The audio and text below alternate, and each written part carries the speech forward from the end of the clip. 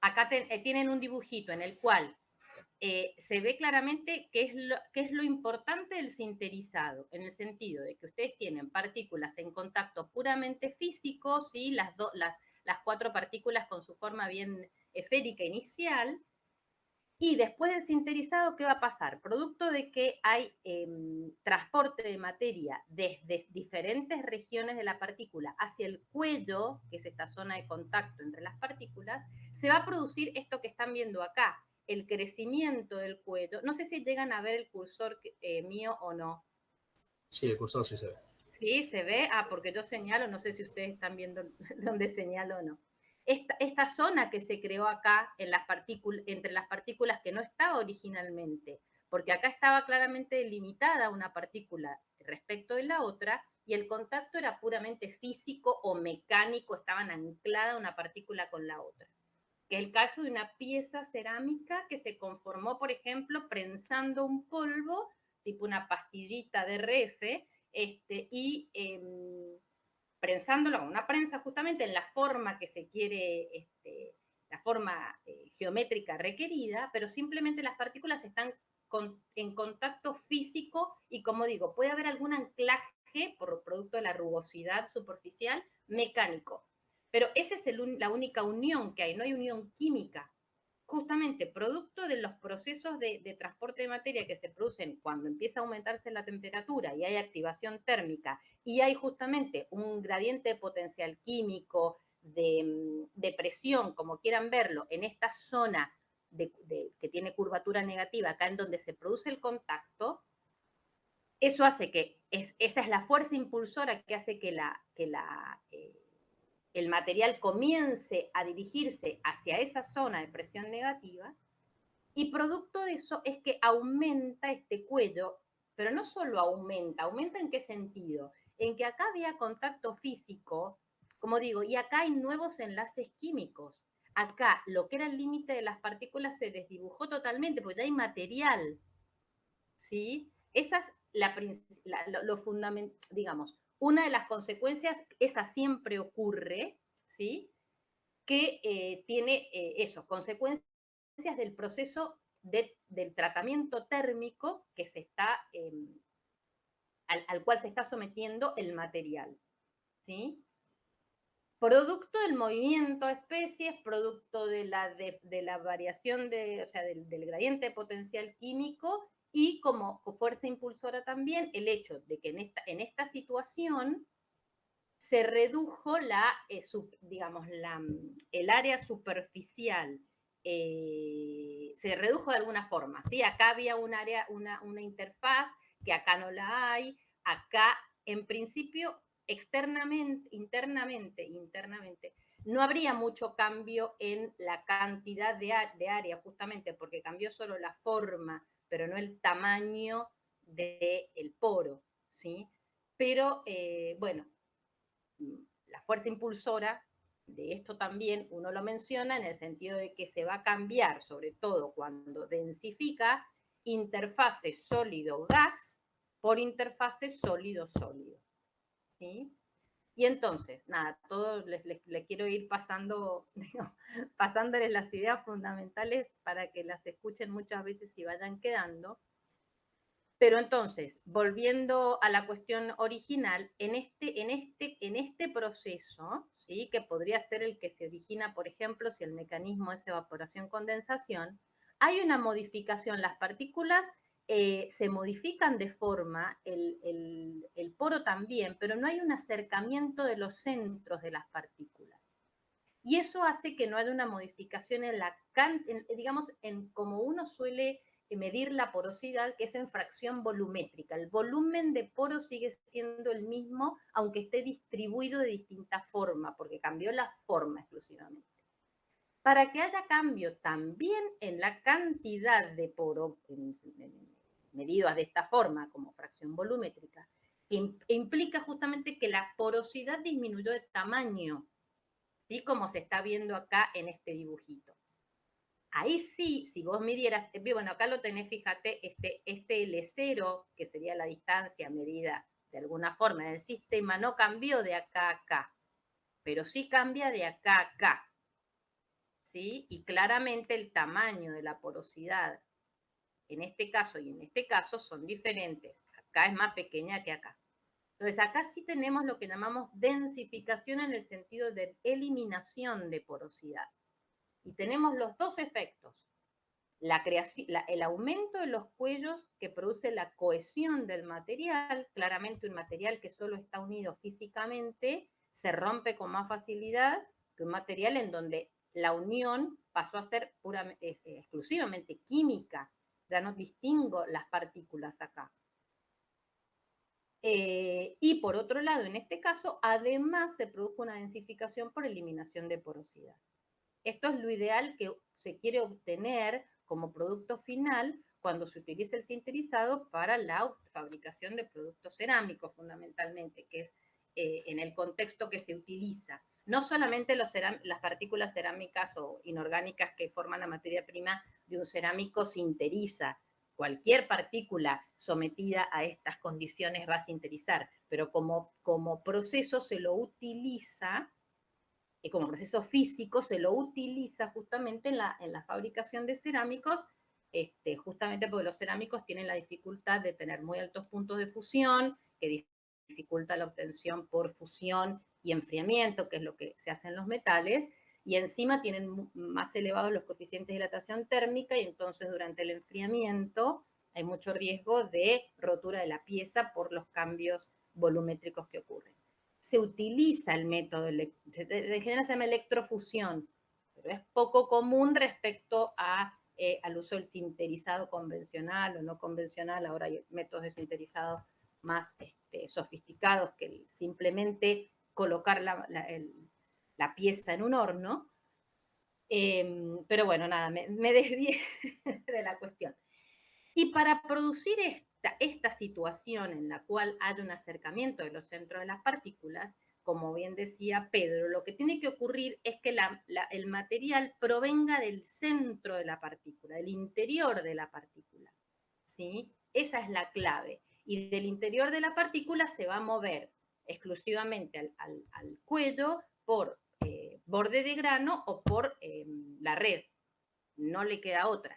O bien en el caso de que haya una fase viscosa entre los bordes de grano, se va a mover por flujo viscoso, ¿sí? Que es, como digo, muy efectivo como mecanismo, y de hecho ustedes acá lo tienen en la tablita, volviendo a la tablita, que es muy útil desde mi punto de vista. Acá tienen justamente la fuente, es cuando hay fase líquida, este flujo viscoso como mecanismo en presencia de fase líquida es también un mecanismo por el cual se reduce el tamaño y se modifica la forma de los poros, haciendo que, digamos, lo que corresponde a ese mecanismo en la expresión que había que decidir si es verdadero o falso, es verdadero. Es decir, el mecanismo de difusión, ¿dónde es que estaba?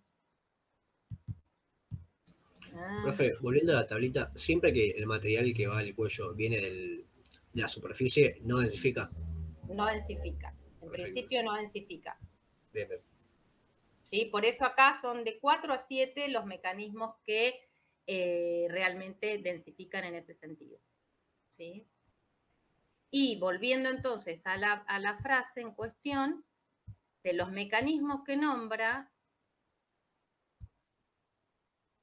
difusión en estado sólido. Bueno, difusión en estado sólido también, ojo, no todo mecanismo de difusión en estado sólido lleva a la modificación de forma y tamaño, es decir, ahí sería parcialmente verdadera, o la cuestión sería, depende de qué mecanismo en particular, no de qué mecanismo, porque difusión en estado sólido es por vacancias, pero por qué vía está yendo el material. Flujo viscoso sí va a modificar forma y tamaño, evaporación, condensación no, claramente. Y entonces eso va a hacer que la frase sea falsa. Bueno, dije un montón de cosas más, pero un poco para aportar a este tema que es bastante central para nosotros y que por ahí cuesta entender, ¿no? Claramente. Bueno, dejo de compartir pantalla. No sé si quedó claro, Pedro. Sí, sí, quedó claro, quedó claro. Sí, yo está bien porque tenía esa duda de si la única forma de densificar era con una difusión en volumen, pero no era como dijiste, era cuando provenía del interior. Claro. Ese es el extra. Está bien, claro. Y después de ese mismo punto tenía también duda del F, que hablaba de un material policristalino y decía que solo los granos con 6 lados mantienen su tamaño al ser tratados a temperatura elevada durante tiempos prolongados. El tema que yo tenía era la duda que si no podían ser absorbidos por alguno que sea mayor, por un grano más grande, cuando se aumentaba la temperatura. A ver, discúlpame, Pedro. Es el que dice, porque no te escuché completo, en un material policristalino, solo los granos con 6 lados, ese es, Sí, mantiene. Bueno, ¿vos cómo considerás que es esa frase? no consideré porque yo sabía que si bien los de 6 lados no aumentaban porque tenían igual energía, no sabía si estos podían ser absorbidos por, por un grano más Bueno, en grande. principio, si así fuera, a ver, vamos a clarificar la cosa. Los granos de 6 lados regulares, ¿sí? Que forman un hexágono, y que tienen, en realidad son, no, la cuestión es así.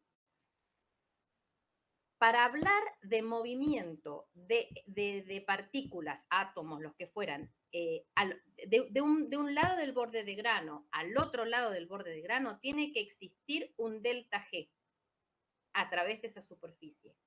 Eso ocurre siendo el mismo material de un lado que del otro, exclusivamente cuando la superficie es curva, ¿sí? Y la energía en particular es más grande del lado, voy a volver a compartir pantalla porque tengo también un dibujito que puede ser útil.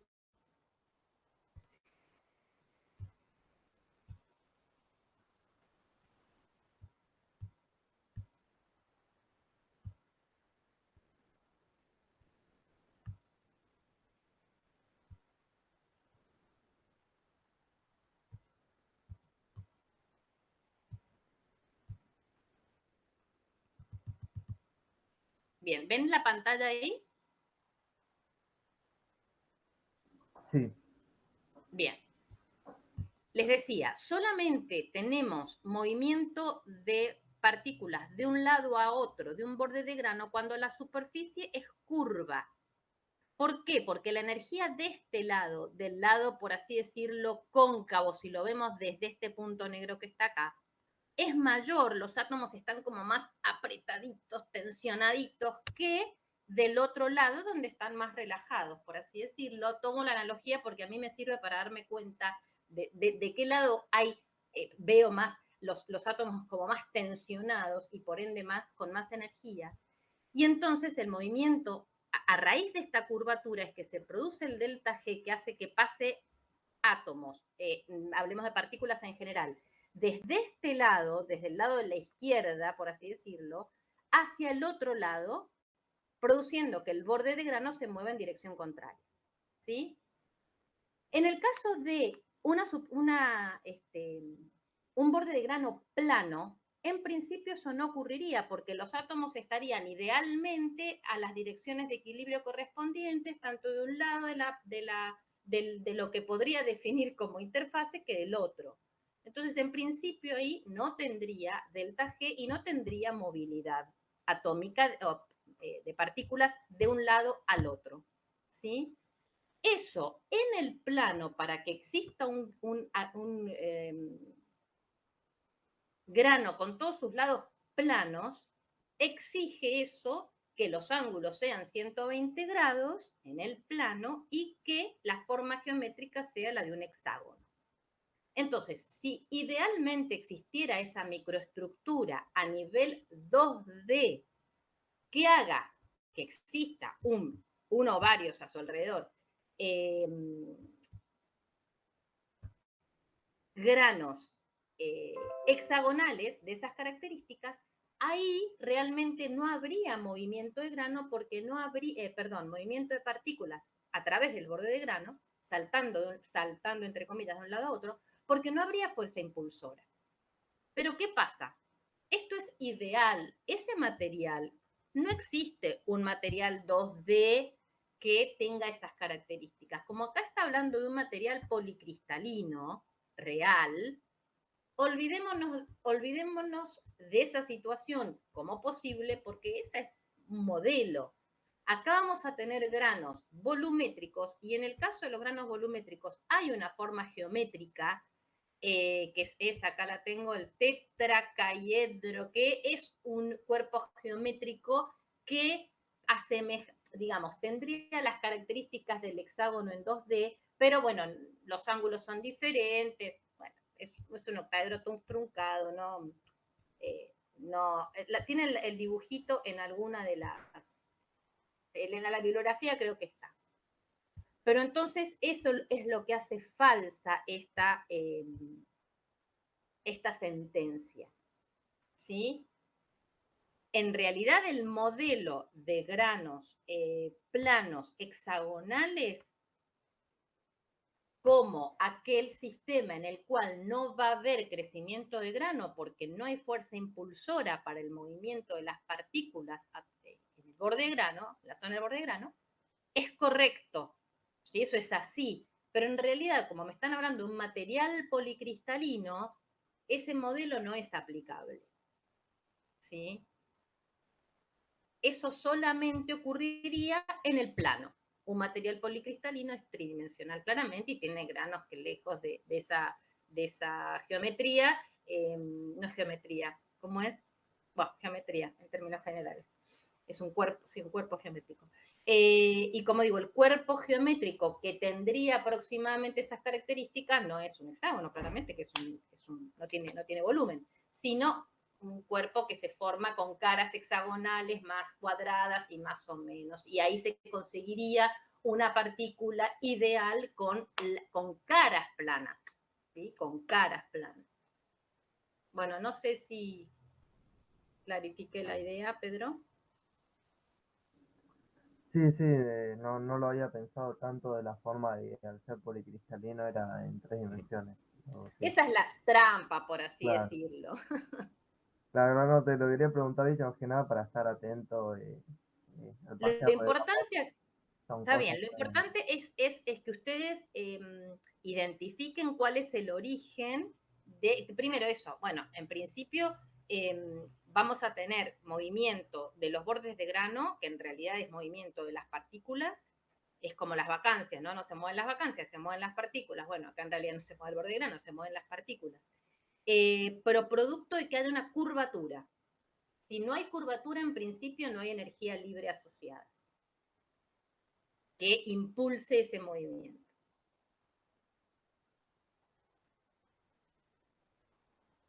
Claro, está bien, está bien, está bien. Perfecto. Y en este caso, bueno, en este caso es eso, el modelo está bien, eso ok para 2D, pero un material policristalino es un material tridimensional y en general, como digo, estos cuerpos, yo francamente no sé si existe un material que se aproxime, sí, posiblemente alguno se aproxima y entonces en esos el crecimiento de grano estará menos, se verá menos, realmente no, desconozco. Pero no, bueno, no dejan de ser modelos estrictamente hablando. Claro, claro. Está bien. Sí, después, bueno, tenía del 7 que me quedaba de eso y ya estaba. El punto 7. Del 7. Profe, te puse la pregunta del 1A, que es del mismo ¿Sí? punto. ¿Sí? O sea, yo en ese lo había puesto falso y lo justifiqué con una fórmula, que era que el delta G tenía la inversa de radio, y creo que vos la pusiste ahí verdadera, entonces no sabía por qué estaba mal lo mío.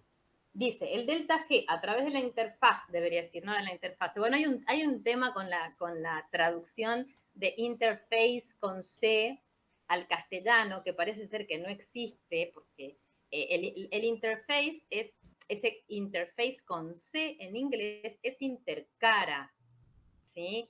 Interface con PH es interfase en el sentido de un sólido de un lado o una fase en sólida o lo que fuera de un lado y otra del otro, ¿no? Para nosotros en el castellano eso es un problema. Por eso van a encontrar, por lo menos en lo que yo he escrito y quizá en otros lugares también, un uso quizá inadecuado, muy flexible de la traducción del interfase en inglés con C. Porque parece ser que interfase con C en castellano no existe. Existe, creo yo, interfaz con Z. Pero bueno, nada, son cuestiones menores, chicos, pero bueno. A la hora de escribir hay que tenerlas en cuenta.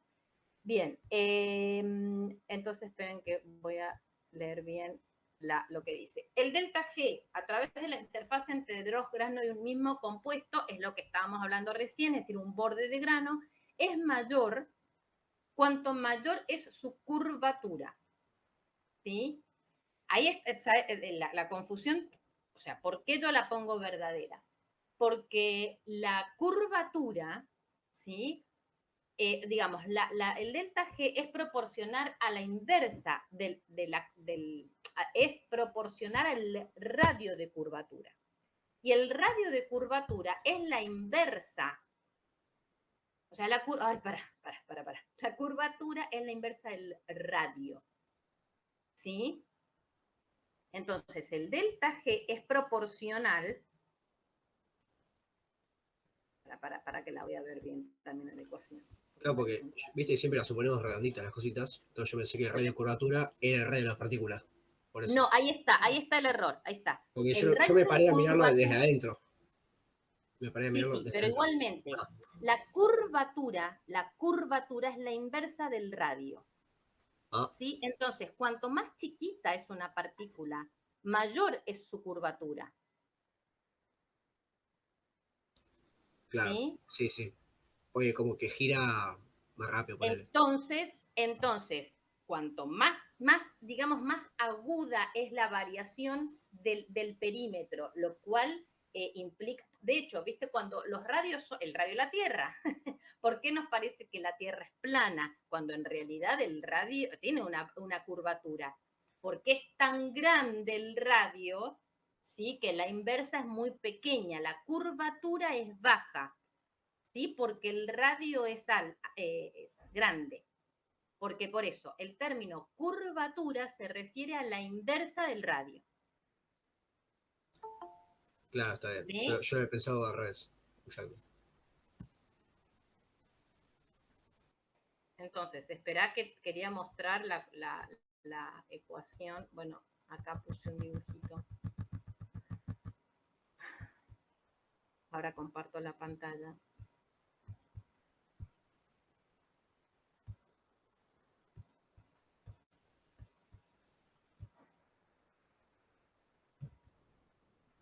Bueno, acá tienen un dibujito en donde justamente muestra las diferencias de curvatura y la definición, bueno, no muestra la definición. La definición es de curvatura es la inversa del radio. ¿Sí? Y bueno, y tienen acá la expresión del delta G, donde el delta G es proporcional justamente a la curvatura, al 1 sobre R, e inversamente proporcional justamente al radio. Entonces, si lo quiero expresar en función de los radios, o sea, es proporcional a los radios. Es No inverso. inversamente. A ver, repetí la Claro, expresión. si es inversamente proporcional a los radios de curvatura, entonces es No, al proporcional radio al de radio. curvatura, no, al radio de curvatura no, al radio de la partícula. ¿Sí? Al radio de la partícula. Ah, está bien.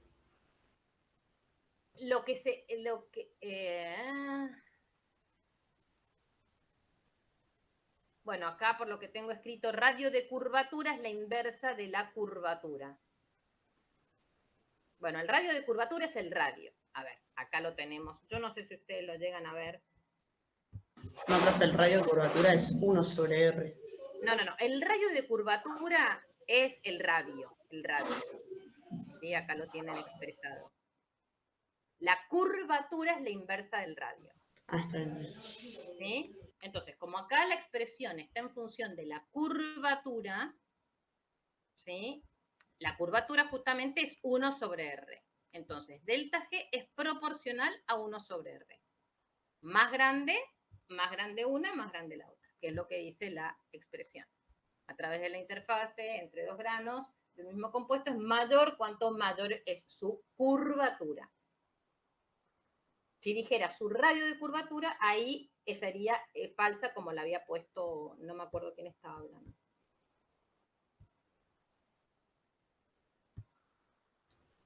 Bueno, en esto justamente hay que ser preciso, así como el tema de convexo, cóncavo, desde donde lo estoy viendo, si del lado más grande, o sea, desde el borde.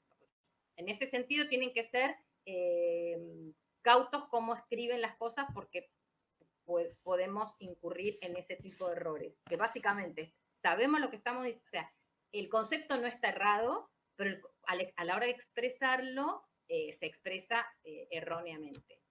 Ojo, no es un problema de ustedes, es un problema de todos, habrán visto mío también, pero justamente, bueno, a la hora de expresarnos en la evaluación sobre todo, si se tienen que expresar. Profe, ¿te puedo preguntar el D? Porque, o sea, yo puse que era verdadero y le di una justificación, pero es malísima mi justificación, la verdad. Y no sé si va a ser el D. Durante el sinterizado, los poros con un gran número de vecinos tienden a desaparecer. ¿Vos qué pusiste? Yo puse que era verdadero porque en esos casos la difusión es más rápida y simple. Eso fue.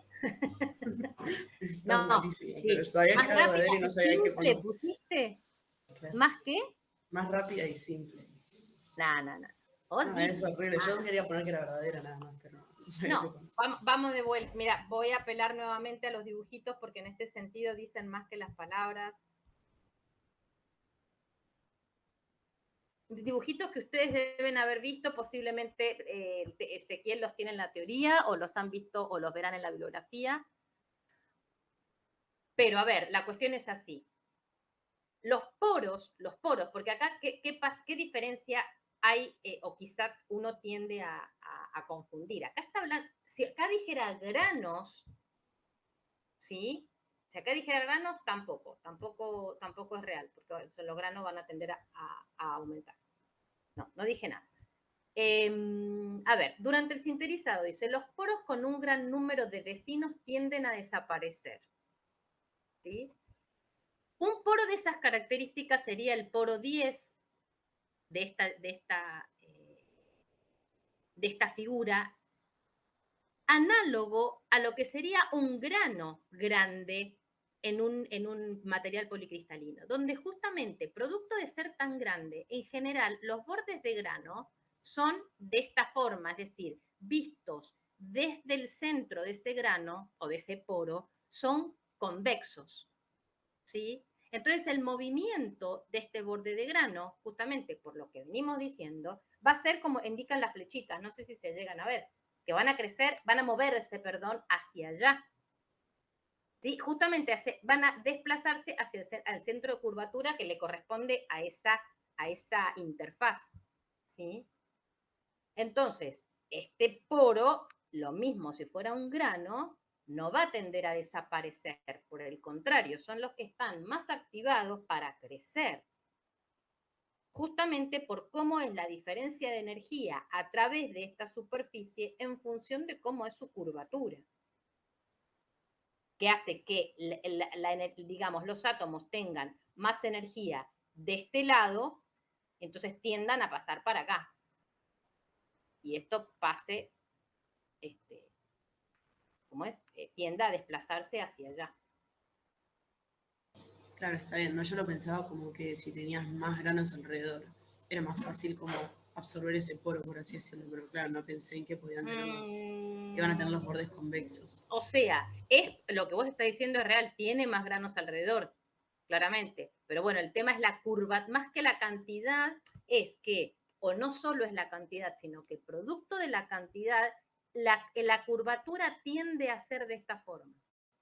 Producto de la cantidad de, si no, no hay forma que quede un poro de esta geometría. ¿Sí? Entonces, producto, bueno, o un grano. Producto de eso es que la curvatura tiende a ser de esta forma y entonces la materia va a tender a desplazarse, o sea, de acá para acá, la materia, de acá para acá, el borde de grano. Bueno, horriblemente dicho yo también. pero creo que está claro con la flechita. Profe, te paso una pregunta que capaz que no tengo muy claro esta parte. Esto viste que tiene el numerito 10, el numerito 6, el numerito 4. Sí. ¿Son poros o son granos? Podrían ser uno u otro.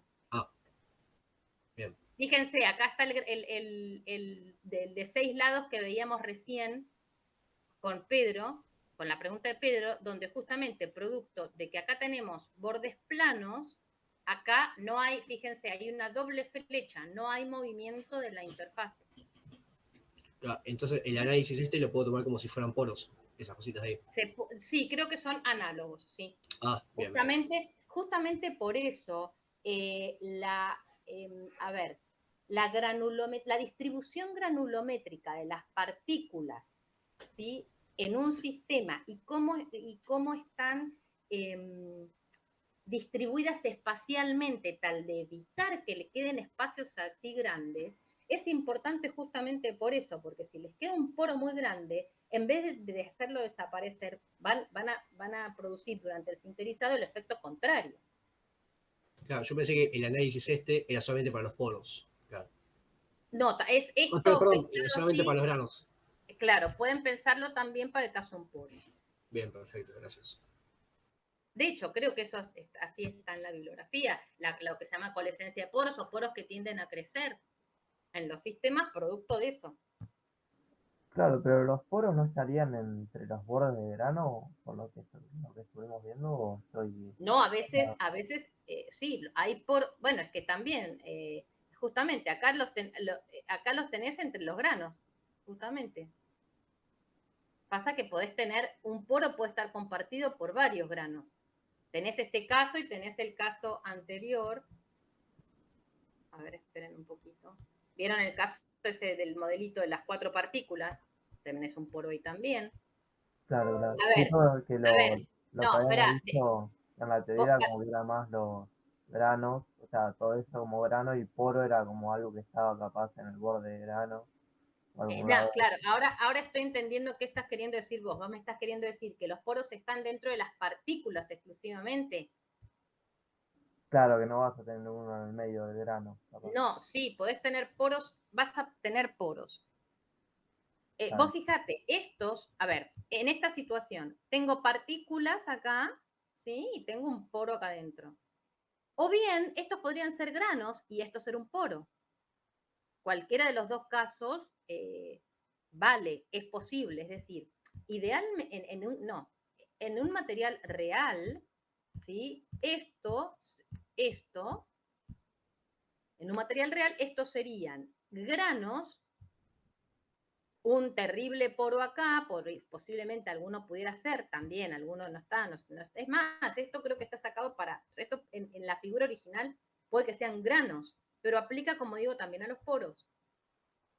Y adentro de esto, que no aparece textura, adentro de esto, si son partículas, ¿sí? Si son partículas, voy a tener poros, puedo tener poros también. ¿Sí? Es decir, esto así como está, bien podrían ser partículas o granos. ¿Sí? Puede, digamos, corresponder a cualquiera de las dos. Acá la pregunta, el contexto de la pregunta es respecto a los granos, es decir, que esto debería corresponder a una partícula, ¿sí? Que tiene granos rodeando, o sea, que tiene poros adentro y, bueno, una distribución de poros y granos de este tipo. ¿Me explico? O sea, las partículas pueden ser porosas y el conjunto de partículas que forma, como les digo, no olviden el contexto de esto, que es una pieza cerámica, bueno, justamente ahí en ese sistema ustedes tienen poros entre las partículas y poros dentro de las partículas. Los que son más fáciles por ahí, los que se van a ir primero son los que están entre las partículas, tanto que a veces los de dentro de la partícula no los pueden sacar, ya están ahí y ni siquiera los van a eliminar por sinterizado. Algunos se pueden llegar a reducir por sinterizado, pero básicamente por por esta razón, por las razones que hacen que haya diferencias en las velocidades de transporte de materia de acuerdo a cómo sea la fuerza impulsora y lo que tarda en eliminarse los poros según donde estén ubicados. Claro, sí, pasa que Poro que nada, está, era como medio, porque por ejemplo en la imagen que estabas compartiendo recién más arriba, sí, vos tenías ahí, si era análogo, vos tenías granos rodeados de granos o poros rodeados de poros. El tema de como pregunta. no, poros rodeados de poros no es, poros rodeados de granos. Ah, está bien. O sea, es como que Poro rodeado de uno. poros, no, el poro no tiene identidad. O sea, acá Claro, tenemos un espacio vacío. Estos son, acá, a ver, el ejemplo, claro, la también estaría figurita la vacío. tomé de Claro. ejemplo. Si el caso 10 fuera un poro y los otros son granos, qué sé yo, el caso 3 podría ser otro poro. Si fuera 3 poro, se va a eliminar claramente porque fíjense las flechas cómo están moviéndose. El material Ah, va a está bien, tender está a bien. reducir ese poro. En Claro, claro. cambio, no. Pero todo esto tiene que ser material. Perdón, lo di por sentado, no, por ahí no fui muy clara no fui clara en ese sentido. Cuando la pregunta de alguien que hizo que esto es análogo, o sea, la respuesta a la pregunta, a ver, si me... Este modelo sirve si 10 es un poro o un grano. La flecha vale igual, ¿sí? Pero claramente lo que lo rodea, claramente no. Lo que lo rodea es materia, son granos. O, bueno, como digo, podrían ser partículas también. Lo que pasa que, bueno, ya acá deberían ser más complejo. Acá el modelo parecen ser granos. Esto parecería ser una partícula que tiene un poro adentro, ¿sí? O un material que, bueno, nada. Ya entramos o sea, esto difícilmente pasa en la realidad tal cual. En general, un poro muy grande está formado por partículas, ¿sí? No por granos. Pero bueno, podría pasar. Y como, volviendo a lo que les decía recién, la dificultad en sacar poros adentro de las partículas viene por esta razón. Porque cuando ustedes tienen poros, o sea, dentro de una partícula ustedes podrían tener un poro dentro del grano o en borde de grano, ¿sí? Que serían estos dos. Este poro para irse no queda otra que la materia se mueva por el bulk, que es el modo más ineficiente de mover materia. Mientras que en estos dos casos se pueden mover por borde de grano. Entonces, estos poros pueden eliminarse más fácilmente que más velozmente, ¿sí? Bueno, por el radio de curvatura, justamente, por la fuerza impulsora del radio chiquito que se formó en el cuello, donde acá en el 2 es más agudo, tiene más curvatura, ese cuellito que se formó ahí, más chiquito, más encerradito, no sé cómo decirlo. Bueno, tiene más curvatura, que está dado, pues está, bueno, acá está especificado por este ángulo. Este ángulo es más grande acá que acá. Y entonces eso hace que la fuerza impulsora para que se elimine 2 sea mayor que aquella para que se elimine 1. Profe, ¿el ángulo no será el mismo? Porque yo supuse el mismo y no sabría cómo justificar. No, el ángulo no es el mismo. Ah, está bien. O sea, es el mismo ángulo, a ver, es el mismo ángulo diedro, posiblemente. Es el mismo ángulo diedro, pero la curvatura no es la misma. Claro, porque esto es más chiquito. Es más chiquita, exacto, en esta Entonces la curvatura es más grande.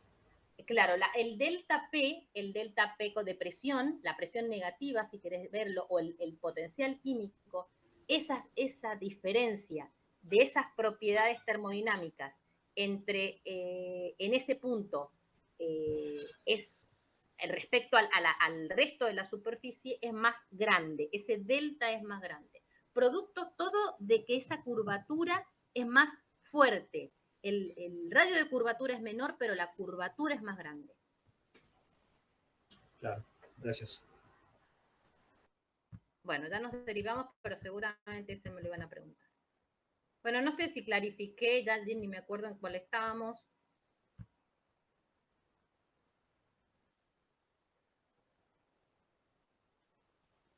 ¿Alguna otra duda, chicos, de esto?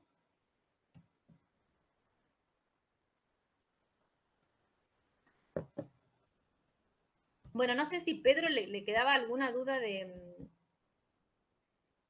algún otro problema, me había dicho, no sé si lo... No, era justo del 7 que lo hablaste recién. Ah, bien. Que Ah, justo ese era el 7, ok. Listo. era eso, que bueno, que va a tener mayor curvatura, entonces el 2 va a tener mayor curvatura porque es menor en tamaño, ¿no? Era lo que vimos hace un rato. Claro, exactamente. A ver. No, de esa guía era eso, más que nada. Bien, bueno. Profe, ¿Más ¿podemos dudas? ver el 4 de esa guía? El 4.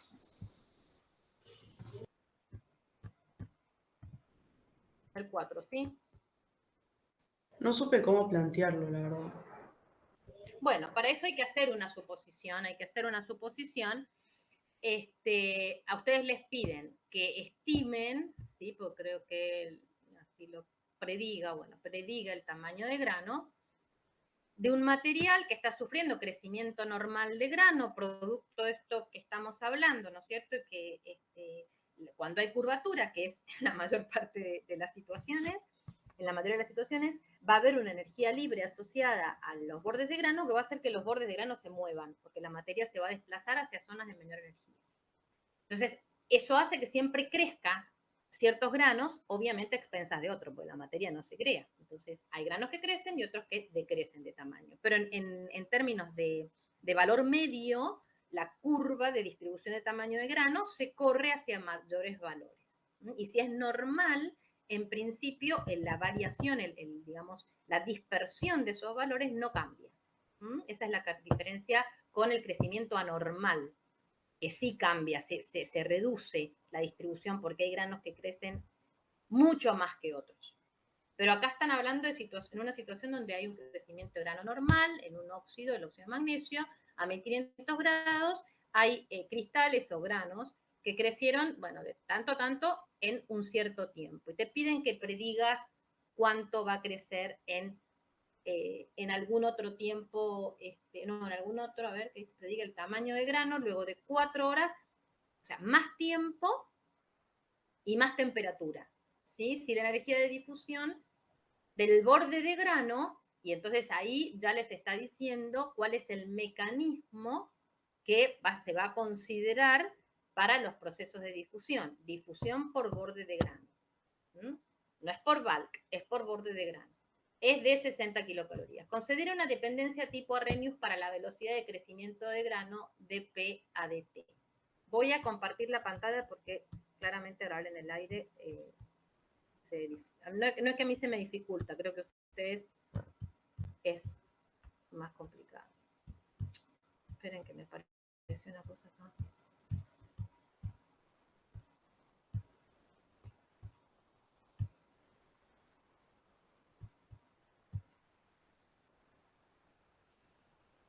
Bueno, a ver, ¿se ve ahí la pantalla? Sí, se ve.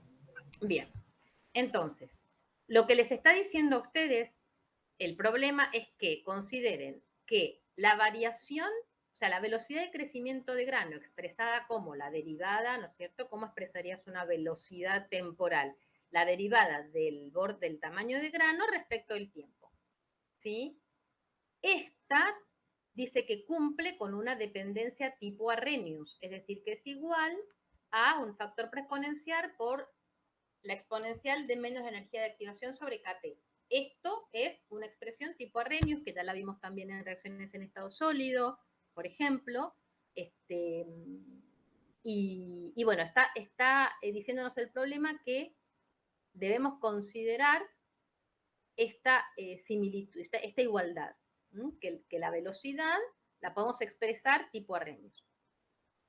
al aparecer esto, al darnos el problema, esta pista, nos permite tener la dependencia de la velocidad con la temperatura, que es lo que se necesita porque ustedes le están dando datos a 1500, está diciendo cómo varía el tamaño en una hora, de alguna manera me están dando una velocidad media de crecimiento de grano, ¿no es cierto? Me dice el tamaño inicial, el tamaño final y el tiempo. Eso me permite calcular una velocidad media. Por ahí durante la hora hubo un cambio en la velocidad. Bueno, no lo sé. Puedo considerar que fue constante o puedo calcular un valor medio. Más de eso no puedo hacer. Pero el tema es que lo que calcule va a ser a 1500 grados. Para poder pasar a predecir algo a 1600, justamente debemos tener la dependencia de la velocidad de crecimiento con la temperatura, que es lo que me da la ecuación de Arrhenius. ¿Sí? En donde, fíjense, respecto a esto, ya sé la energía de activación, no sé el factor preexponencial, no me lo da. Pero justamente lo que me da es una velocidad media, como digo, a otra temperatura. Con esa información se va a poder calcular el factor preexponencial. ¿Sí? Entonces, la cuestión sería que justamente, como estamos diciendo, yo podría suponer que a 1500 grados el diferencial, o sea, la velocidad en términos de diferencial, la puedo aproximar a la diferencia, un delta, ¿no?, de tamaño respecto a un delta de tiempo y calcular, como digo, una velocidad promedio, ¿sí? Eso me permite tener un valor de este lado, la energía de activación la conozco, la temperatura la conozco, 1500 grados, y sacar el factor preexponencial, que les va a dar este valor, sin unidades en principio. Considerando lo mismo, considerando deltas en vez de diferenciales, para poder estimar el tamaño de grano luego de 4 horas, bueno, ya tengo todo para reemplazar acá. Lo que necesitaría saber es, o sea, lo que me pide de incógnita de alguna manera es el delta T, el delta G, perdón. Tengo el delta T, que son 4 horas, tengo el factor exponencial que calculé recién, tengo la energía de activación, la temperatura, con lo cual tengo todo como para calcular el delta. ¿Sí? Bien, y el tamaño inicial, entonces uso el de un... No importa, porque dice prediga el tamaño de grano. Ah, sí, el de 1 micrón. Claro, no es que usas el de 10 porque en realidad El de ya 1 primero micrón. creció. No, porque parece ser que, sí, parece ser que vamos a partir del mismo material, de 1 micrón. Bueno, y ahora vamos a ver cuánto crece a 1604 horas. Perfecto, gracias. No, de nada.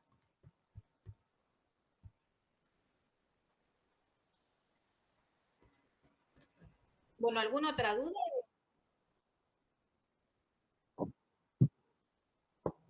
El 8.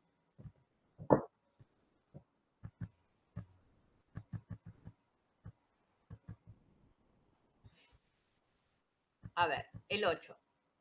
El 8 es un poco parecido en el contexto, a la idea del problema del 6, ¿sí? De alguna manera tenés que ir por ese lado, ese tipo de razonamiento, digamos, estrategias que aceleran o desaceleran el proceso de sintetización. El tema es que primero también hay que detectar, esa es la dificultad por ahí que tiene este problema, qué es lo que está pasando en este sistema, que dice lo siguiente, bueno, tienen digamos, un compacto muy fino de un óxido, no es óxido de circonio, es un óxido Z2 o 3, que se sintetiza y que después tiene una cierta porosidad remanente, que dichos poros son principalmente intragranulares. ¿Eso qué significa? ¿Entienden qué significa intragranular?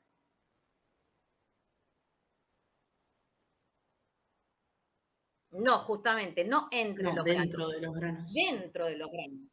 ¿Sí? Son este tipo de poros. Estos. ¿Sí? Y esos granos, esos poros, tienden a producirse cuando los bordes de grano se movieron muy rápidamente porque el crecimiento de grano estuvo favorecido y dejaron atrás el poro. Eso ustedes lo ven también en el tema. Es decir, el crecimiento de grano siempre está como proceso, no lo puedo evitar. Cuando se sintetiza, va a haber crecimiento de grano. El tema es que si los bordes de grano están muy favorecidos por su condición en cuanto a curvatura, por la temperatura seleccionada, por lo que sea, a moverse muy rápido, dejan atrás el poro.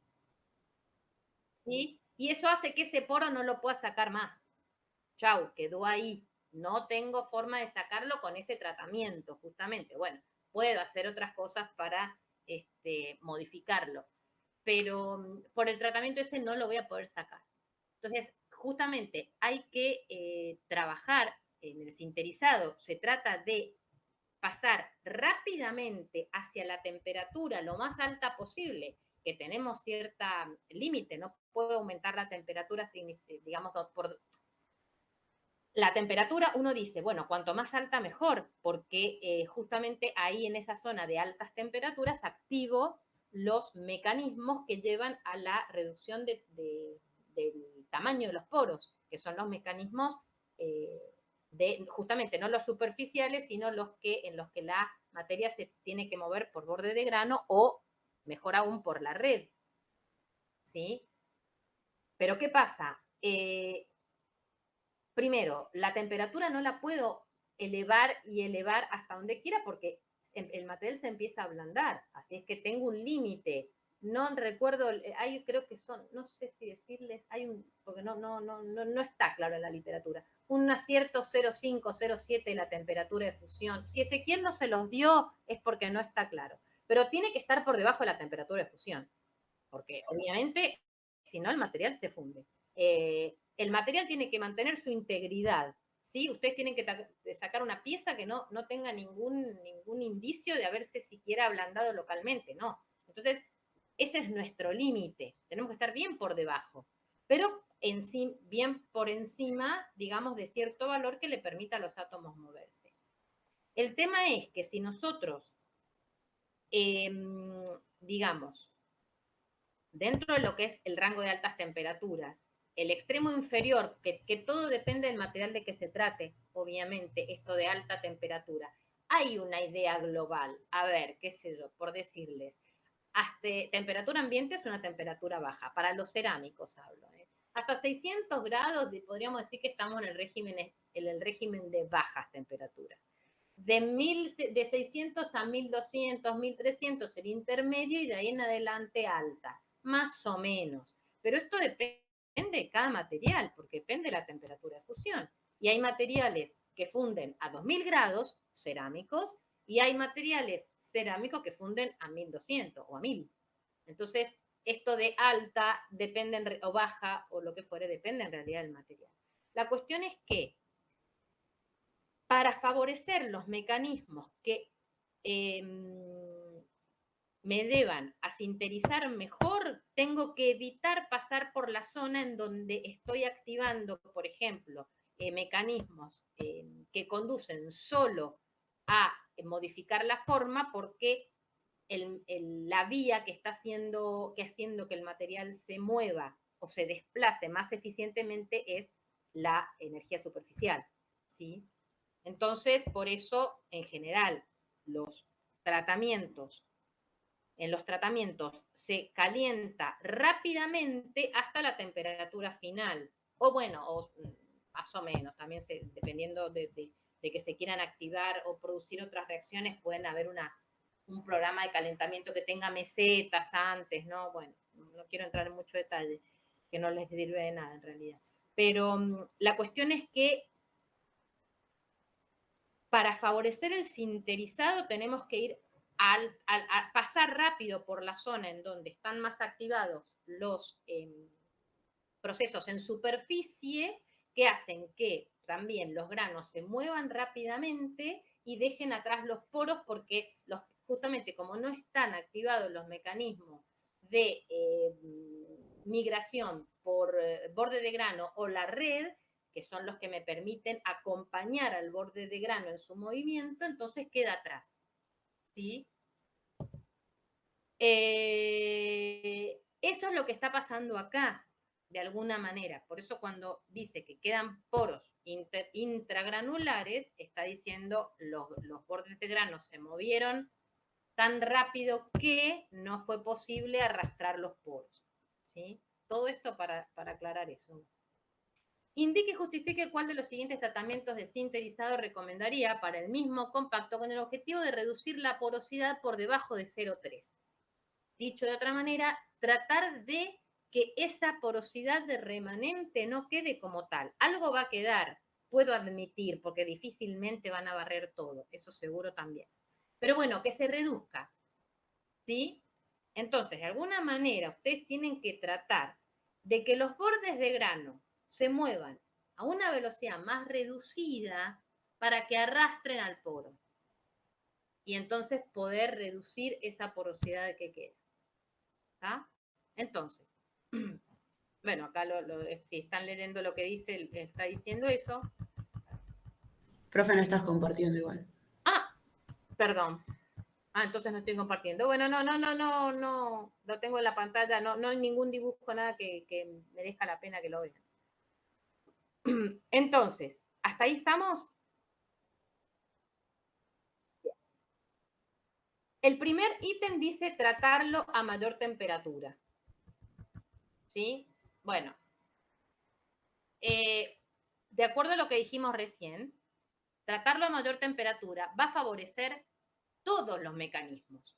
No solamente el mecanismo de difusión por la red y por borde de grano desde el interior de la partícula, que es lo que necesito, sino también los procesos que llevan a que se mueva el borde de grano.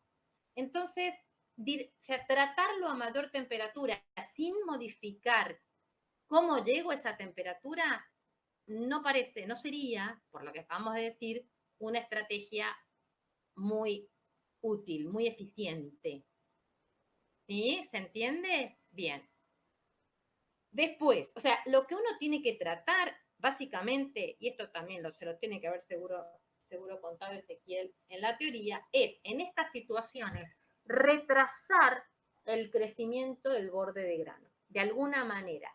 Por ejemplo, la segunda opción, agregando un 1% de un óxido completamente insoluble en el Z2 oxígeno 3.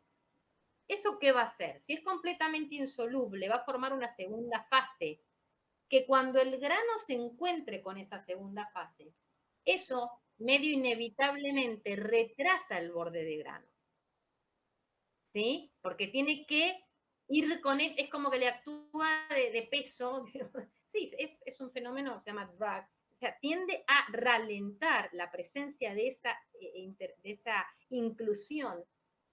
Cuando la encuentra, lo retrasa. Es una de las estrategias para retrasar el movimiento de los bordes de grano y hacer entonces que tengan que ir más lento y puedan llevar consigo esos poros que se interponen también en el camino. ¿Sí? Entonces esa podría ser una buena estrategia.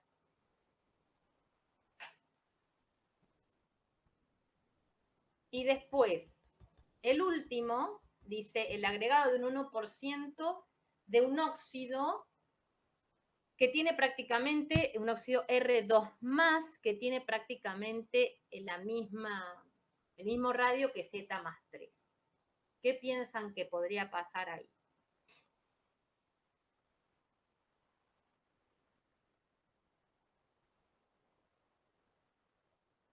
Primero, digamos, los indicios son que se forma una solución sólida. Ok, si se forma una solución sólida donde R2+ sustituye a Z+3, Z3+, ¿qué va a pasar?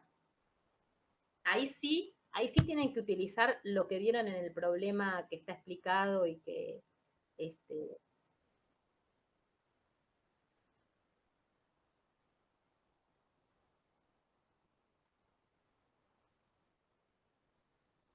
una carga positiva, negativa. Entonces, ¿qué es lo más probable? Está bien, en este sistema no conocemos un montón de cosas, ¿no? Pero generalmente para lo que suele ser la vía energéticamente favorable o menos desfavorable para compensar este exceso de carga negativa, ¿qué es? Con vacancias aniónicas. Entonces, si genero vacancias aniónicas, seguramente van a acelerar al oxígeno, ¿sí? Ahora, eso va a hacer que el oxígeno difunda mejor. Difunda mejor no, difunda más rápido, ¿sí? Ahora, ¿es eso suficiente para que se mejore el sintetizado? Para que, o sea, quizá si el oxígeno es la especie que difunde más lento, ¿sí? Si la acelero, quizá el sintetizado pueda ser más efectivo, ¿sí? Pero no lo sé, no lo sé. Es decir, me falta información para saber que si quién es la especie más lenta, pero además otra cosa. Lo que mejore, a ver, posiblemente, claro, el oxígeno va a difundir mejor y también entonces va a hacer que la velocidad de movimiento del borde de grano también crezca. ¿Sí? Va a afectar a los dos procesos, tanto al movimiento del borde de grano como a la sinterización. Con lo cual, en este caso la respuesta no es tan clara. Habría que ver realmente quién es la especie que está limitando el sinterizado y cómo afecta la mayor movilidad del oxígeno tanto al crecimiento de grano como al crecimiento del cuello. ¿Sí? Entonces, ¿cómo, perdón? Exacto. O sea, ustedes tienen criterio para hipotetizar sobre qué efecto tendría sobre ciertos procesos, pero le falta información para saber cómo esos procesos impactaría en este compromiso entre cuán velozmente crece el radio y cuán eficientemente tiene que ser la difusión por ciertos mecanismos para que crezca el cuello, ¿sí? Y que se acerque, o sea, que se favorezcan los mecanismos de difusión por la red, desde, ¿no es cierto?, lo que veníamos diciendo hoy, desde la propia partícula, como fuente de material.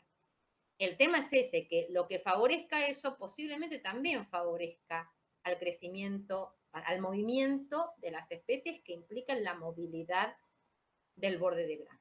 Entonces, lo importante es que ustedes sepan al menos que tienen que ver todo el panorama y que sí, que no cuentan con suficientes elementos para decir qué sería mejor.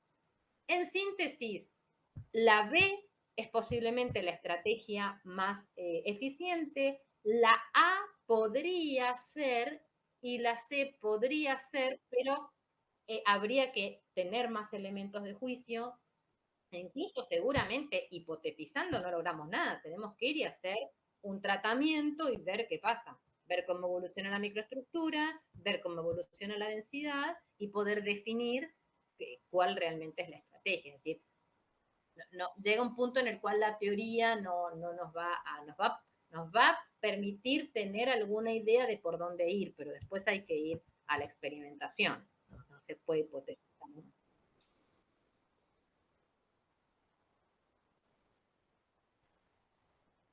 Sí.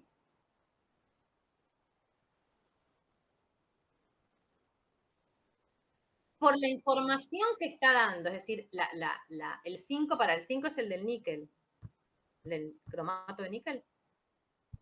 Porque me está dando, o sea, no es que me dé cuenta el contexto del problema, o sea, al revés, la información que me está dando, porque a vos lo que te dice es, estime el porcentaje de densificación. ¿Qué tipo de mecanismo está siendo considerado para que vos puedas hacer una estimación? Es una decisión tuya, ¿sí? No, acá el sistema en realidad no sé cómo digamos, cuál es el mecanismo dominante. Yo lo que a mí me piden un cálculo y me están dando esta información. Yo tengo que hacer una suposición para poder usarla y lograr el objetivo de estimar el porcentaje de densificación. Entonces, esa información son coeficientes de autodifusión. No tengo a la mano otra cosa. Entonces, lo que puedo suponer con esa información es que el mecanismo va a ser un mecanismo de difusión de vacancias por la red. No tengo bordes de grano. no lo sé, o sea, acá suponemos que no está dicho, pero suponemos que son monocristales, porque no dice que sean policristalinos. O de última podría ser material. O sea, lo importante es que es un mecanismo de difusión en estado sólido. En ese caso es mecanismo por difusión de vacancias, porque son las mismas especies que se están moviendo. Entonces es sustitucional, es autodifusión. Podría ser o sea, yo creo que en el video o lo que supuse es que no habiendo otra información, estos eran, o sea, las especies acá se estaban moviendo por la red, ¿sí? Pero es verdad que quizás si son medidas experimentales sean materiales policristalinos, entonces en realidad estén viendo más cómo se mueven por borde de grano, ¿sí? Es el mecanismo más eficiente. Bueno, no estaría mal tampoco. Yo supuse que eran de alguna manera monocristales y entonces el mecanismo que está atrás de mi, digamos, para poder usar estos datos en mi cálculo, estoy suponiendo que el mecanismo es por migración en la red, sobre todo. ¿Sí?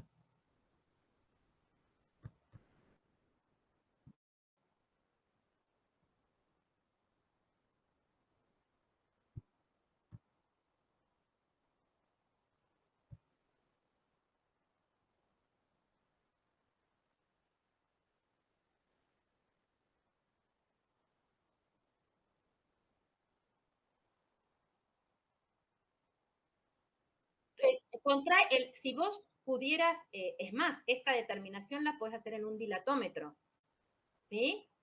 Es una contracción, es más, visible en muchos casos. La pieza se contrae macroscópicamente,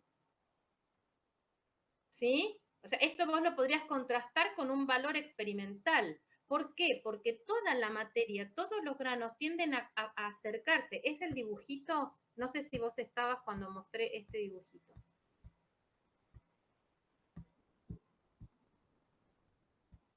Mira. Espérate que te muestro esto, me parece que te puede ser útil para darte cuenta que realmente hay una reducción del volumen que ocupa el material. Mira, ahí ves la pantalla. Vos fíjate, partís de una situación modélica, ¿no? De una cosa de este tipo, donde vos tenés las partículas unidas físicamente, como decía, o mecánicamente por la rugosidad que tienen. Estas son partículas en un material real, ¿eh? Partículas que adentro tienen granos. Esto sería el modelo más cercano. Perdón, ese sería un modelo de un sistema como el que estoy mencionando. Partís de un tamaño L0 y si tenés modificación de forma y tamaño de poros, el L se reduce en un delta L.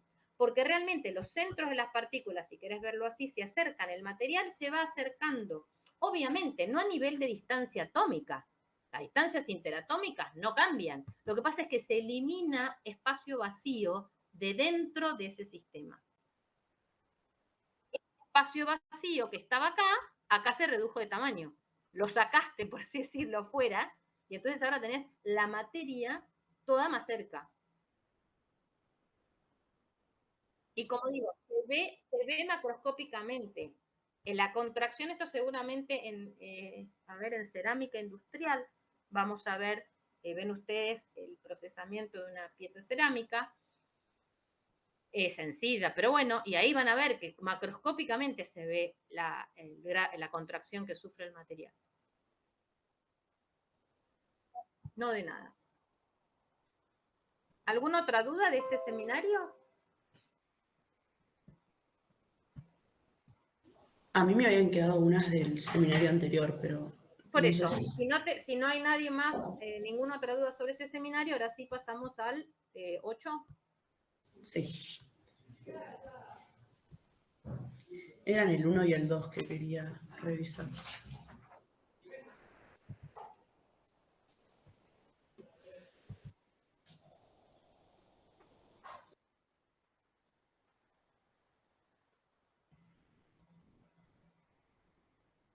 Sí, el 1.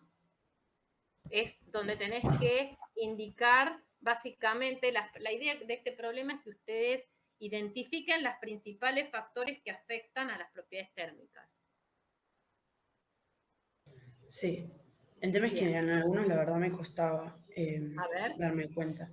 Por ejemplo, en el primero del aumento de la porosidad. Yo dije Sí. que disminuye el CP, pero de los Sí. otros dos no sabía qué decir. De Y K y alfa. bien, de K, bueno, que lo podés pensar de la misma manera que pensaste la reducción de la capacidad calorífica, porque tenés aire adentro, ¿sí? Lo mismo podés pensar para la conductividad. La conductividad, vos sabés que, bueno, de hecho, ustedes ven modelos de materiales compuestos, bifásicos, dependiendo, digamos, y de distintas distribuciones, pero básicamente si vos tenés aire adentro del material, el aire conduce muy mal ¿no es cierto? La energía. Entonces, eso va a hacer que la conductividad térmica del conjunto baje, ¿sí? Bien. Entonces, la conductividad térmica se reduce. De hecho, los materiales aislantes, ¿cómo se hacen? Agregándole porosidad. Por un lado, un material que conduzca poco, el sólido, pero además los cerámicos son un caso. No ponemos metales, ponemos cerámicos. Pero además se les agrega poros a propósito para reducir aún más la conductividad térmica. Y respecto al coeficiente de expansión térmica pasa lo siguiente. El coeficiente de expansión térmica se determina en materiales densos. Entonces, no está dicho, en la bibliografía no van a encontrar cómo depende el coeficiente de dilatación térmica con la porosidad. ¿Sí? Siguen. Bien. Después, ¿Cuál otro? el tamaño del grano. Sí. Ahí la verdad no me di cuenta, o sea, porque no sé si realmente modifiquen algo el tamaño o no, porque no sé si se refiere a que cambiando el tamaño de grano también me cambian los poros, o si simplemente pensar en el No, tamaño son del grano. independientes. Poros, acá son todas modificaciones independientes una de la otra. O sea, lo primero que tenés que ver vos es cómo modifica la porosidad. Bueno, la porosidad a todo lo demás constante. Ahora, ¿cómo altera estas propiedades la modificación del tamaño de grano? ¿Sí? Sí, yo creo que si tengo un mayor tamaño de grano, voy a tener un material más denso. Perdón, No, menor tamaño error. de grano, quise decir. No tienen nada que Perdón. ver. Densidad con tamaño. Sacate Y esa idea de la entonces, cabeza. sí, en realidad la densidad tiene que No ver con viene la por porosidad, pero no viene por la porosidad, por eso, olvídate. Ahora estamos analizando un material, ponele que fuera idealmente completamente denso, pero ¿en dónde? Analizás un material que tiene un tamaño de grano respecto a otro que tiene un mayor tamaño de grano, por ejemplo, si lo querés ver como aumento. Sí, a ver, el tema acá no está bien dicho, quizá ahora que lo leo, que vos me lo estás planteando. ¿Cuáles son los efectos de la porosidad? La porosidad, vos tenés que ver si aumenta, o sea, cuál es el efecto de que esté presente o bien de que aumente o disminuya, ¿no? Acá en el tamaño de grano es básicamente lo mismo. Bueno, el tamaño de grano. A ver, la cuestión es, si aumenta el tamaño de grano, ¿qué pasa con la conductividad térmica? Bla, bla, o si se reduce, como quieras verlo, ¿sí? Ahora que la primera vez que me pasa, voy a modificar el enunciado porque creo que no está lo claro, suficientemente lleva como claro. analizando todos en el caso de que aumente eso que me están diciendo, porque no sabía sino qué analizar. Exacto, es que hay que pensarlo así, aumente o varíe de Claro, alguna se lo manera. tomaba como aumente para ¿Lo decir ves? aumenta esto, aumenta o disminuye lo otro. Exactamente. Entonces, bueno, yendo a lo qué es lo que pasa. Cuando aumenta el tamaño de grano, ¿sí? ¿Qué pasa con los fonones, por ejemplo, que serían los que más se ven afectados? Porque por ahí el camino de los electrones, cuando hay conducción por electrones es diferente, pero cuando hay por fonones, ¿qué pasa si aumenta el tamaño de grano? ¿Qué pasa con el camino libre medio con los fonones? Perdón, el camino libre medio de los fonones, si queremos. La verdad, no sé, porque, a ver, no sé si es que el tamaño libre medio no me quedó muy claro eso, si es que es directamente a través de los bordes de grano o si es dentro del mismo grano. Porque si es a través de los bordes de grano, al tener un grano más grande, tenés más No, no es camino a libre través. medio. Es algo por ahí difícil de visualizar, pero los fonones tienen que ver con vibraciones de la red completa, ¿sí? Que van trasladándose justamente a través de la red, que cuanto menos perturbada está esta vibración, más efectiva es la transmisión de la energía, luego mayor es la conductividad térmica. Cualquier aspecto, por llamarlo aspecto en el sentido muy global, que altere esta libre vibración, va a entorpecer que se vaya propagando a lo largo del sólido y va a disminuir la conductividad térmica. Entonces, justamente, granos, bordes de grano son discontinuidades de alguna manera de la red, ¿sí? En el monocristal, por ejemplo, sería lo ideal. Ojo, el monocristal tiene defectos también, dislocaciones, defectos puntuales que pueden llegar a entorpecer en algún sentido. Pero peor aún si tenemos un borde de grano donde la discontinuidad que se produce o el cambio de orientación de la red que se produce en el borde de grano va a hacer que se entorpezca el movimiento de esta vibración, ¿sí? El desplazamiento de esta vibración. Entonces, bordes de grano, la presencia de bordes de grano es negativa, va a disminuir la conductividad si vos comparás el material, en teoría, monocristalino con el policristalino, ¿sí? La conductividad térmica, cómo se transmite la energía en el sólido. Ahora, cuanto más chico es el borde de grano, más cantidad de bordes de grano tengo. ¿Sí? ¿Estás de acuerdo? Sí, eso te iba a decir, o sea, a menor tamaño, más bordes de grano, pero más granitos. Entonces, más se va a perturbar el camino libre medio, que se llama, que es un poco, el camino libre medio sería cuánto recorre esa vibración sin ser entorpecida. Eso sería un poco el camino libre medio. Entonces, cuanto más cantidad de bordes de grano tenés, que es cuanto más chico es el grano, más menor va a ser ese camino y menor va a ser entonces la conductividad térmica. Bien. Bien. Después, respecto al coeficiente de expansión térmica, no hay una dependencia clara, no está establecida, no hay en la literatura. Cuando ustedes en la literatura no encuentran la información, es que o no se puede decir nada concreto al respecto, difícilmente no se haya estudiado, sino que más que nada no hay una ley general para establecer, porque no hay una dependencia fuerte, porque no está clara, porque es muy dependiente del material, no sé, en la literatura no van a encontrar una especificación clara de cómo afecta el tamaño de grano al coeficiente de expansión térmica. ¿Sí? Posiblemente no lo afecte mucho, realmente no lo sé. O no es conocida o no se ha estudiado, pero no podemos decir nada nosotros. Si no lo dicen los que saben, imagínense, menos nosotros. Y después, respecto a la capacidad calorífica, todo lo que es estructura a la capacidad calorífica no la modifica sustancialmente. No depende fuertemente de esta característica microestructural, la capacidad calorífica. Genial. Después, por ejemplo, con el grado de covalencia. Sí. El grado de covalencia, lo está pensando como que ese aumento de grado de covalencia, pues no sabía si pensarlo como un sólido covalente o como un sólido con enlaces covalentes, y como que no es lo mismo. A ver, sí, en el sentido de, por ejemplo, cuanto más grado de covalencia tenés, de alguna manera, más parecidos son los átomos que están formando ese, justamente, si vos mezclas los del extremo de la tabla periódica, obtenés un enlace iónico, son muy diferentes desde todo punto de vista. En la covalencia se va produciendo, o la mayor proporción de la naturaleza covalente del enlace se va produciendo cuando vos te vas desplazando desde los metales hacia los no metales, haciendo que los materiales, los elementos, los átomos, se parezcan cada vez más. Al parecerse más, la vibración va a verse menos entorpecida. ¿Sí? Entonces, al aumentar el grado de covalencia, la conductividad térmica aumentaría. Bien, Así pero, pensado. Así okay. pensado. ¿Y el alfa, o sea, la expansión térmica en ese caso disminuiría o no? Claro, disminuye justamente por la característica en cuanto a cuán fuerte es ese enlace y cuán direccional es, cuán rígido de alguna manera es ese enlace.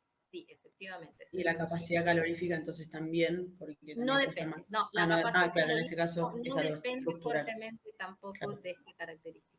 Ok. Y en el porcentaje de cristalinidad en realidad habla más de un orden, ¿o no? Te hago una aclaración respecto al alfa también, que también se lo puede pensar, aparte de lo que hemos dicho. En general, las estructuras covalentes son menos compactas y eso hace que esa vibración, ese aumento en la amplitud de vibración entre las partículas que se produce cuando aumentas la temperatura, se pueda absorber en ese espacio más vacío que tenés en estructuras menos compactas. Y entonces, mirándolo desde ese punto de vista, también vas a llegar a que el alfa se reduce con el aumento de grado de covalencia. Perfecto. Sí. Bien. ¿Y qué me estabas preguntando ahora sí? Disculpa. Cuando es del porcentaje de cristalinidad, Sí. si yo aumento el porcentaje de cristalinidad, estoy diciendo que tengo más orden. ¿O no? Exacto. Y en ese caso, bueno, como dijimos que la estructura no importa en el CP, como que se mantiene constante, Sí. pero al tener mayor orden, la conductividad aumenta, ¿o no? Aumenta, exactamente. O sea, el caso extremo es el vidrio, que es el que tiene más Claro. baja conductividad térmica porque el camino libre medio es tan chiquito, porque ahí nomás se perturba porque aparece algo que está en otra orientación y bueno, justamente ese es el extremo, con lo cual sí, lo que estás diciendo es correcto.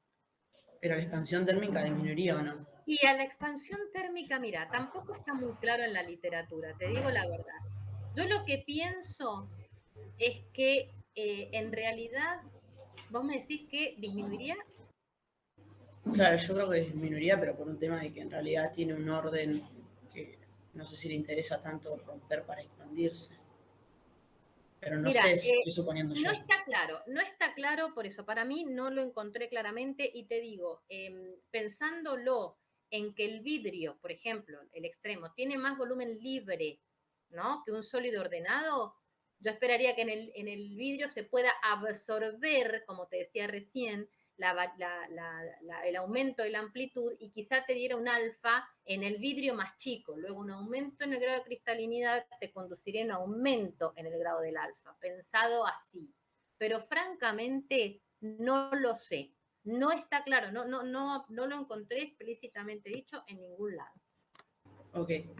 Y en el último de la disolución de un soluto, o sea, yo Sí. puse que cuando aumenta la disolución de un soluto, puede ser que disminuya la conductividad térmica, la conductividad Claro, eléctrica, quise decir. Térmica, sí, por la perturbación, justamente por lo que decíamos recién, cuando se encuentra con elementos diferentes, eso implica una perturbación. Se reduce el camino libre medio y reduce la conductividad térmica. Claro, y en este caso al CP tampoco lo modifica o sí. No lo modifica significativamente y respecto al alfa lo mismo que dijimos recién. No hay información. No se conoce, no está publicado, no lo sé. Bueno, y en el 2, que me preguntaba, según la teoría cinética clásica, la capacidad calorífica, me preguntaba a qué se debía ese aumento.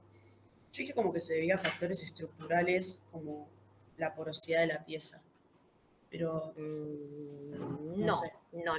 La cosa no va por ahí, sino que va por el modelo atrás de la predicción. Es decir, ese valor de la capacidad calorífica está obtenido suponiendo que lo único que vos tenés, a lo único que le tenés que aportar energía para que suba la energía, para que aumente la energía del sistema, es a la vibración de las partículas alrededor de su posición de equilibrio en los tres ejes del espacio. Por eso son las 6, eso sale de 3, no me acuerdo exactamente, pero no importa. La cuestión es que el único proceso en el cual se supone que invertiría el sistema la energía entregada es para vibrar. Pero la realidad es que hay otros procesos que se activan también y que requieren energía y que consumen esa energía, por eso la capacidad calorífica en realidad aumenta. Y que son, por ejemplo, transiciones electrónicas y la energía de formación de defectos. Procesos que ocurren en el material, pero que están siendo desconsiderados en el modelo. que solo considera que la energía se invierte en vibración. O sea, que la energía interna que tenés que aumentar es la que ocupa el sistema en la vibración. Perfecto. ¿Sí? ¿Se entiende? Bueno, sí. Bueno, gracias, profe. Me voy a la de Ezequiel. No, de nada. Está ya la consulta de la teoría, ¿no? Sí, sí, sí. Ya debe haber arrancado. Así que, bueno, nos vemos. Gracias. Nos vemos, chicos. Cualquier cosa, sí. Sí, sí, sí, sí, sí. Sí.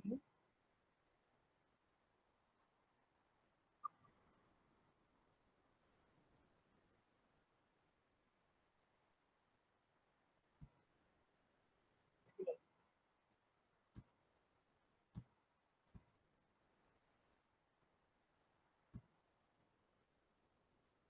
No, no tienen que, o sea, enlace covalente iónico en el sentido de fortaleza son equivalentes. El enlace, mira el diamante, mi amor, el diamante. ¿Dirías que tiene enlaces débiles?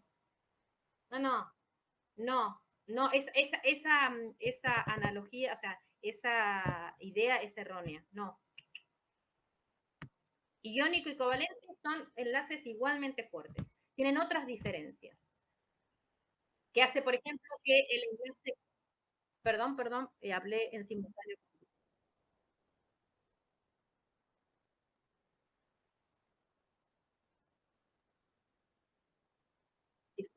Circonia, o sea, hace la circonia, óxido de circonio. Sí.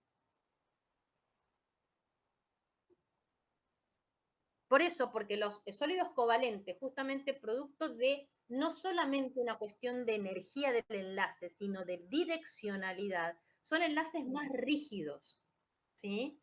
Entonces, el coeficiente de dilatación térmica es menor en los sólidos covalentes. Si lo querés ver por ese lado, lo tenemos por ese lado. Por el otro lado, lo que le comentaba recién a Rocío, también puedes pensarlo, creo yo que se puede pensar así, las estructuras covalentes en general son menos compactas, hay más espacio vacío adentro, más espacio libre. Entonces quizá el aumento en la amplitud de la vibración de los que produce el aumento de la temperatura, que lo que hace, porque, digamos, ¿qué indica el alfa? ¿Qué me mide? ¿Cuál es el aumento en el material, en el volumen, producto de que las partículas vibran alrededor de posiciones de equilibrio más separadas? O sea, tienen una mayor amplitud de la vibración a la cual siempre, no que están sometidos, sino que siempre están vibrando las partículas, ¿sí? Al aumentar la temperatura vibran en una amplitud mayor. Cuando vos tenés estructuras más abiertas, esa mayor amplitud la puede absorber, por así decirlo, puede absorberse en el espacio vacío, ¿sí? Y entonces eso te conduciría también a una menor variación de volumen con el aumento de la temperatura. Pensado de una u otra forma, llegás a que el sólido covalente va a tener alfa más chico que el sólido iónico.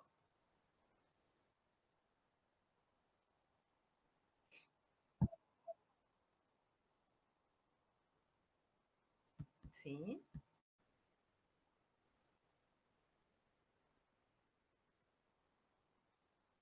Sí. Uh -huh.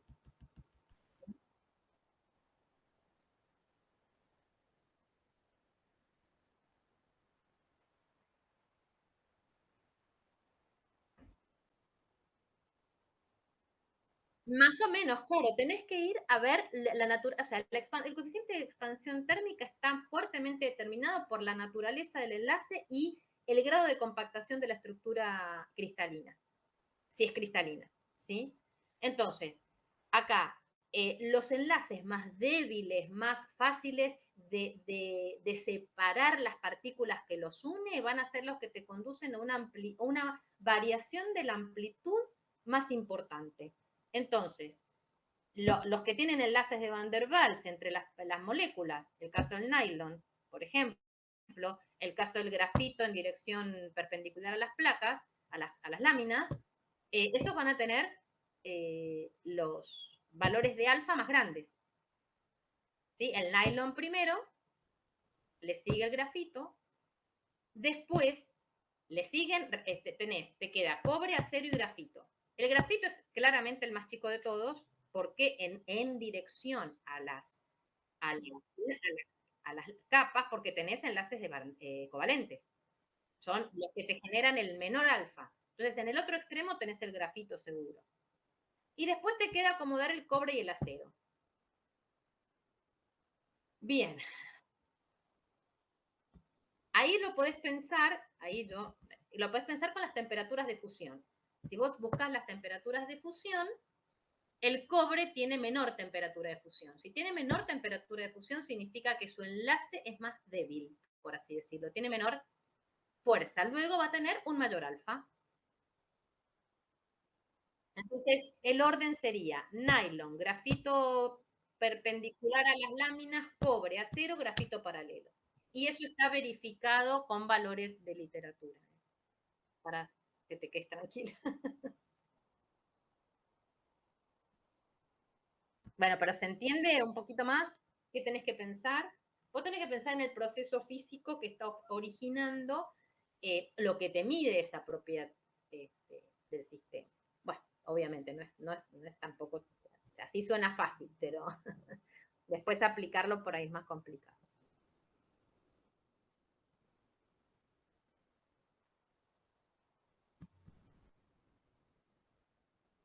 Sí, sí. Seminario 6.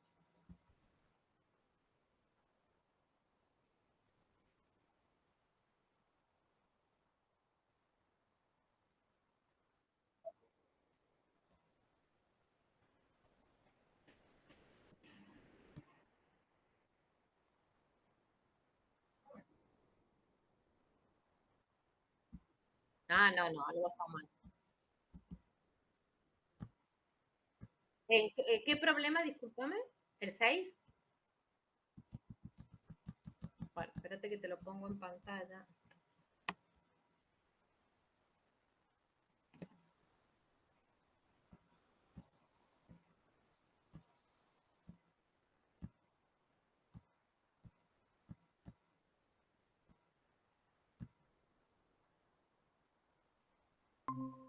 ¿Ahí ves?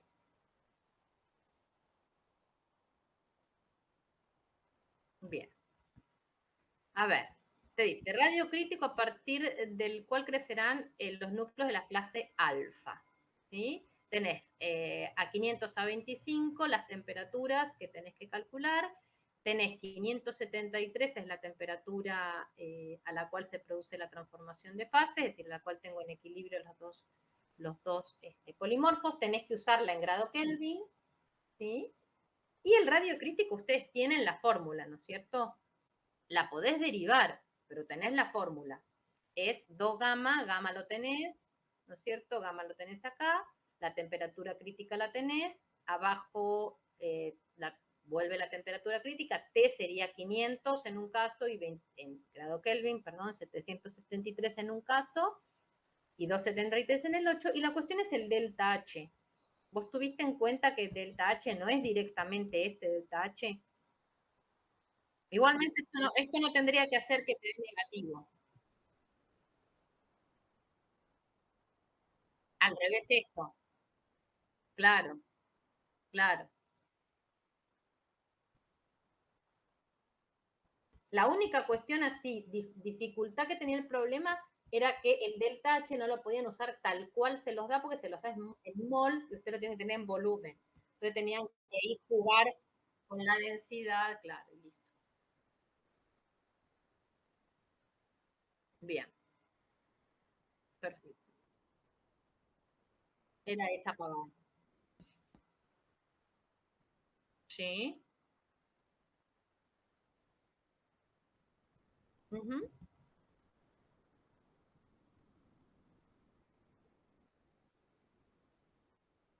Sí, sí. Mira, acá está la expresión, ¿sí? Cuando vos le igualás a 0, aparentemente,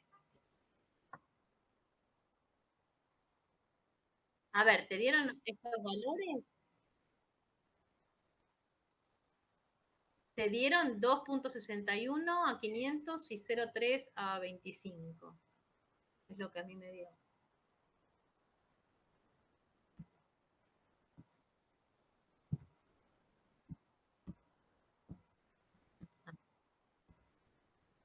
Ahí está.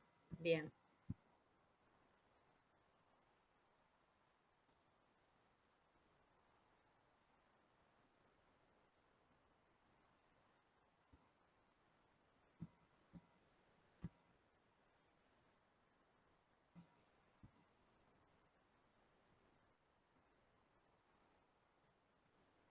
Y porque vos fijate cómo es, a 500 vos ya sabés cuánto vale el radio crítico, 1,74.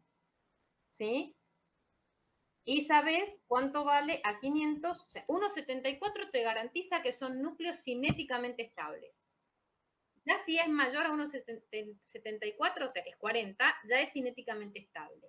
¿Es termodinámicamente estable? Y para que sea termodinámicamente estable tiene que ser mayor a 2,61, con lo cual 40 es mayor que 2,61 también. Así es que esos núcleos en principio serían cinética y termodinámicamente estables. De todos modos, acá también vos fijate que el valor de energía libre también te dice eso, porque por lo que estoy viendo, el valor a mí me dio menos 2 por 10 a la menos 6 kilojoules. Entonces, eso te está diciendo que los núcleos son estables termodinámicamente, acá, de lo cual implica también que son cinéticamente estables. Y sí, sí. O sea, en realidad, a ver, la verdad que sí, entiendo que sí. Hay lo que puede pasar es que haya una estabilidad puramente cinética y que en realidad sean inestables termodinámicamente y después se habla de estabilidad termodinámica nada más. Qué sé yo. Entiendo que sí, que si es termodinámicamente, también es cinéticamente. Ahí dudo. Pero en este caso, son termodinámicamente,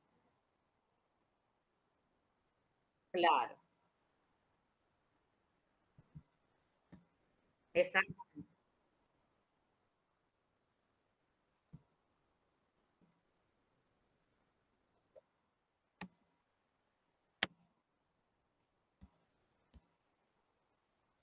Sí.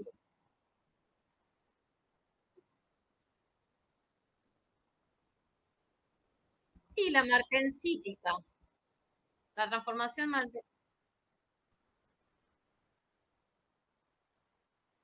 la transformación martensítica que en realidad es le pasa a la martensita y le pasa a otras estructuras también. Pero, o sea, la transformación es que sí, la transformación martensítica es un caso típico.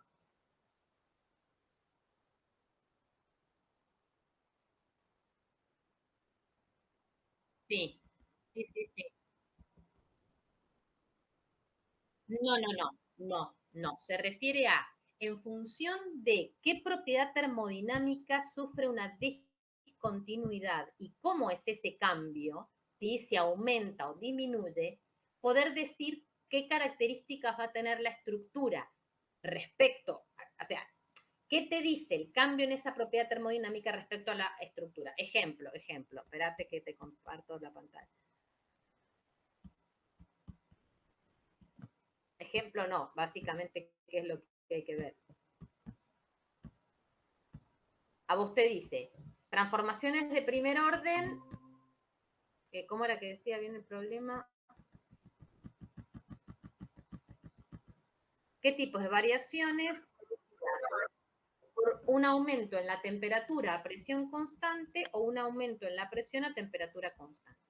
Bueno, si es de primer orden, vos sabés que existe discontinuidad en la derivada primera de la energía libre, ¿sí? En las derivadas primeras. Entonces, si ocurre a presión constante, la discontinuidad es en la derivada primera de respecto de la temperatura, que es la entropía. Y vimos en el problema anterior que la entropía tiene que aumentar Entonces, ¿qué nos dice respecto a la estructura? Que la estructura de mayor temperatura tenga que tener mayor entropía. Y bueno, eso significa que son estructuras más simétricas, ¿sí? Más, con mayor grado de desorden, pero justamente más simétricas. Una cosa que puede llegar a resultar contradictorio, pero no lo es. Son estructuras más abiertas, a menudo los átomos, mira, acá lo tengo escrito, contienen un número de coordinación más alto. No, más bajo, perdón, más bajo. Un aumento en la entropía al pasar un polimorfo. Bueno, espera, vamos a terminar de redondear la idea primero. La derivada primera, la derivada que tengo que mirar, perdón, la propiedad termodinámica que tengo que mirar cuando el cambio constante es la entropía. Y entonces, lo que podés decir, primero, la entropía va a aumentar, tiene que aumentar necesariamente. Entonces son estructuras más desordenadas. Y además, usualmente, esto está escrito en el libro, no es algo que ustedes tengan que saber necesariamente. Las fases de alta temperatura presentan estructuras más abiertas y a menudo los átomos o iones tienen un número de coordinación menor. Las estructuras a alta temperatura también suelen tener mayor simetría. ¿Sí? Y después, a temperatura constante, la derivada primera de la energía libre respecto a la presión, el volumen. Entonces, si paso de una presión menor a una presión mayor, claramente voy a tener una disminución en el volumen, ¿sí? Y entonces, por ejemplo, lo que vas a obtener son estructuras más densas y con mayor número de coordinación. Ahí esas son las que tienen mayor número de coordinación. Es eso lo que se puede decir, nada más.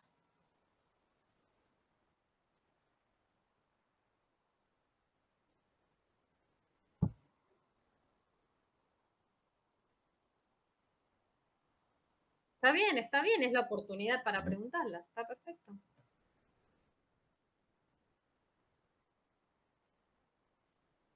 Espérate, del seminario 7.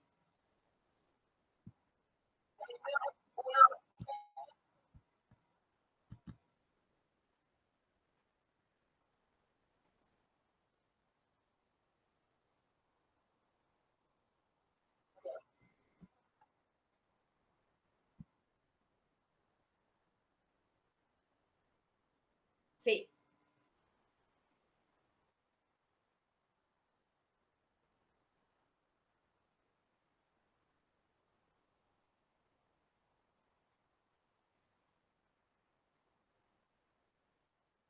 Sí.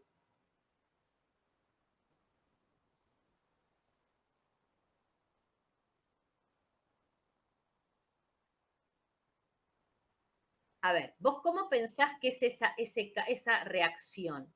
Con semejantes cambios estructurales, ¿pensás que es una reacción fácil, por así decirlo, o difícil? Y bueno, eso da idea, ojo, no lo sabemos, estamos especulando. Justamente como el cambio estructural que está implicando esto, en la naturaleza de los enlaces posiblemente también esté afectada de alguna manera, pero sobre todo hay un cambio estructural muy importante. Es posible que por lo menos al principio de la reacción, el limitante sea lo que pasa, la propia reacción química, sea lo que pasa en la interfase. Llámalo reacción química o nucleación y crecimiento. No lo sé porque eso no lo podemos dilucidar. Pero seguramente van a ser, lo que va a ser más difícil va a ser lo que es el propio proceso de reacción.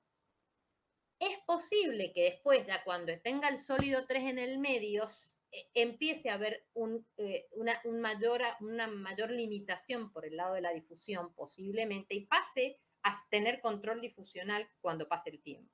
No lo sé, podría ser. Pero yo lo que podría decir es eso, bueno, por el cambio tan significativo de estructura que implica desde los reactivos a los productos, es posible que al principio al menos haya un control de lo que pasa en la interfaz. Y que después con el tiempo, posiblemente, si se acumulara mucho producto, es posible que empiece a haber control difusional. No lo sé con exactitud.